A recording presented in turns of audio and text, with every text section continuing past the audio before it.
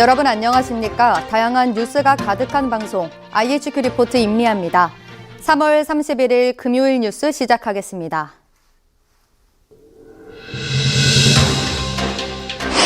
고 박원순 전 서울시장 묘소가 다음 달 1일 모란공원 민주열사 묘역으로 옮겨질 예정입니다. 그러나 직원 성추행 혐의로 극단적인 선택을 한 박 전 시장이 민주열사들 곁에 묻힐 자격이 있냐며 반발의 목소리도 나옵니다. 더불어민주당 이재명 대표와 유동규 전 성남도시개발공사 기획본부장이 오늘 법정에서 대면했습니다. 2021년 9월 대장동 개발 의혹이 불거진 이래 처음입니다. 국내 대표 벚꽃축제로 유명한 진해 군항제가 바가지 논란에 휩싸였습니다. 음식 가격은 비싼 반면 양과 질이 형편없다는 글이 커뮤니티에서 퍼지자 진해 군항제 주관사는 사과하며 고개를 숙였습니다. 올해 2분기 전기 가스요금 결정이 잠정 유보됐습니다. 당초 내일부터 적용되는 전기 가스요금 인상폭이 오늘 결정될 예정이었지만 정부와 여당은 최종적인 결론을 내지 못하고 논의를 지속하기로 했습니다. 제주 한달살이 방문자의 특성을 분석한 결과가 나왔습니다. 조사 결과 한달살이를 선호하는 사람은 60세 이상, 수도권 거주자, 유주택자인 경우가 많았습니다.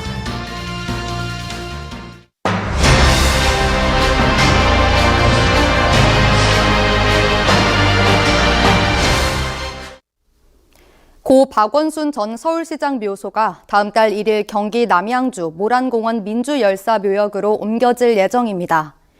그러나 직원 성추행 혐의로 극단적인 선택을 한 박 전 시장이 민주열사들 곁에 묻힐 자격이 있냐며 반발의 목소리도 나오는데요. 민주열사 묘역에는 노동운동가 전태일 열사를 비롯해 박종철 열사, 문익환 목사, 김근태 전 열린우리당 의장, 노회찬 전 정의당 의원 등 150명이 묻혀 있습니다. 이에 피해자 측은 물론 진보 진영 내에서도 비판의 목소리가 나왔는데요. 정의당은 또 다른 2차 가해라며 비난했고 66개 여성단체는 여성 인권 빠진 민주주의는 없다며 강하게 비판했습니다.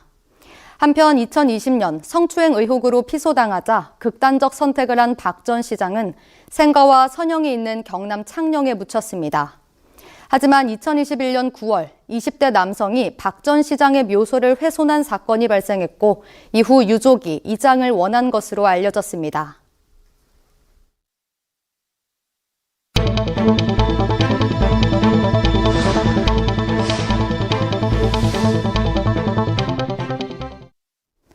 더불어민주당 이재명 대표와 유동규 전 성남도시개발공사 기획본부장이 오늘 법정에서 대면했습니다.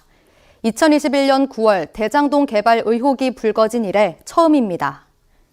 이 대표 측 변호인은 오늘 열린 3차 공판에서 검찰이 증거로 제시한 이 대표와 김문기 전 성남도시개발공사 개발 1처장이 함께 찍힌 사진을 제시하며 전면 반박했는데요. 특히 변호인은 해외 출장을 패키지 여행에 비유하며 패키지 여행을 가면 사람들과 사진도 찍을 수 있지만 친해지진 않는다고 말했습니다. 이에 검찰은 출장을 패키지 여행처럼 말하는데 이건 공무상 목적으로 간 것이라며 같이 출장 간 공무원을 패키지 여행에서 처음 만난 사람처럼 대하는 것은 비상식적이라고 비판했습니다. 한편 오후에는 유동규 전 본부장이 이 재판 첫 증인으로 출석하는데요. 그는 오늘 재판 전 특별히 할 말은 없고 거짓말 좀 안 했으면이라고 말했습니다. 코로나19로 4년 만에 대면으로 진해 군항제가 열렸는데요. 진해 군항제는 국내 대표 벚꽃축제로 유명한데 갑자기 논란에 휩싸였습니다. 전날 각종 온라인 커뮤니티에는 진해 군항제의 음식 요금을 비판하는 글이 잇따라 올라왔는데요. 한 유저는 본인이 먹은 음식이라며 사진과 가격을 함께 사이트에 올렸습니다. 해당 글에는 5만 원 통돼지 바비큐와 2만 원 해물파전, 3만 원 곱창 볶음 등이 적혀 있었는데 한눈에 봐도 양이 적었습니다.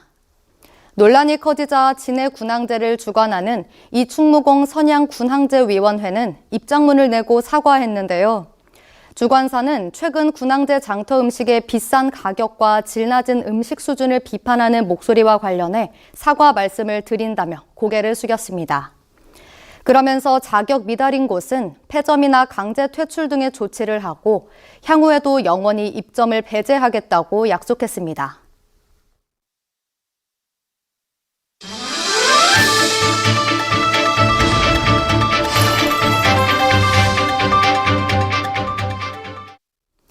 올해 2분기 전기 가스요금 인상폭 결정이 잠정 유보됐습니다.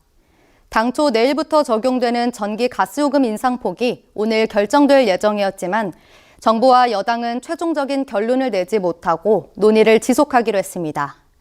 추후 발표 시점도 못 박지 않았는데요. 국민 부담 최소화 원칙을 앞세운 여당이 정부의 인상안을 사실상 거부한 것으로 보입니다. 박대출 국민의힘 정책위 의장은 협의회가 끝난 후 인상 시기와 인상폭에 대해 산업통상자원부 측에서 여러 복수안을 제시했지만 복수안 중 어느 것을 선택할지 좀 더 논의가 필요하다고 말했습니다. 한전과 가스공사의 누적 적자 문제가 심각한 만큼 가스요금 인상이 불가피해 보였지만 구체적인 인상폭과 시기를 두고 고민하는 모양새입니다. 협의 결과에 따라 당정은 서민생활 안정, 국제 에너지 가격 추이, 물가 등 경제에 미치는 영향과 공기업 재무 상황 등을 좀 더 면밀하게 검토해 조속한 시일 내에 전기 가스요금 조정 방안을 발표하기로 했습니다. 일상에서 지친 분들이 바쁜 도시를 벗어나 힐링하기 위해 한 달살이 여행을 계획하시는 분들이 많은데요. 제주도 한 달살이 과연 누가 가나 분석한 결과가 나왔습니다. 제주관광공사와 통계청, SK텔레콤은 제주 지역 관광 활성화를 지원하기 위해 제주 한 달살이 방문자의 특성을 분석했는데요. 그 결과 한 달살이를 선호하는 사람은 60세 이상, 수도권 거주자, 유주택자, 여성인 경우가 많은 것으로 조사됐습니다. 실제로 한 달살이 방문자를 연령대별로 보면 20, 30대 젊은 층이 39%, 40, 50대가 32.7%, 60세 이상이 28.3% 순으로 나타났는데요. 다만 60세 이상만 떼어내서 보면 단기 방문 비중보다 1.8배 컸습니다.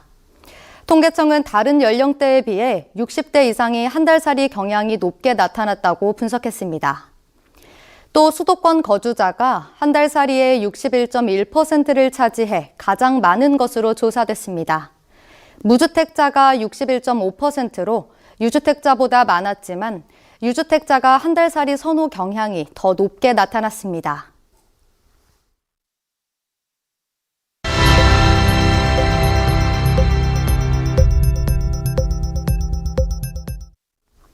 거리를 걷다 보면 벌써 벚꽃이 환하게 핀 곳도 볼 수 있는데요. 연분홍 꽃잎이 거리를 장식하고 있습니다. 특히 올해는 4년 만에 마스크에서 해방돼 제대로 벚꽃을 구경할 수 있어 많은 이들이 기대하고 있는데요.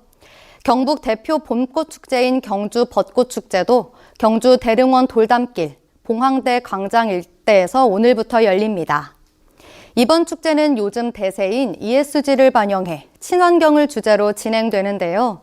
벚꽃을 보면서 조깅과 쓰레기를 줍는 활동을 하고 종이나 플라스틱 컵을 친환경 나무 컵으로 교환하는 벚꽃 가치 보깅 프로그램을 진행합니다. 또 행사 기간 내에는 무료로 사진을 인화하는 서비스도 제공된다고 합니다.